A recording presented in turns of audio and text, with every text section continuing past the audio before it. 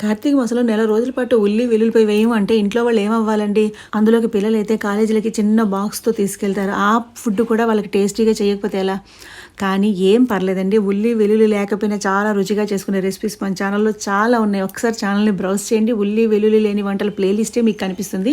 ఇప్పుడు కూడా అంత మంచి వంటతోటి మీ ముందుకు వచ్చానండి. మీల్ మేకర్ కర్రీ ఎంతో హెల్తీ, ఎంతో ప్రోటీన్ రిచ్ కదా!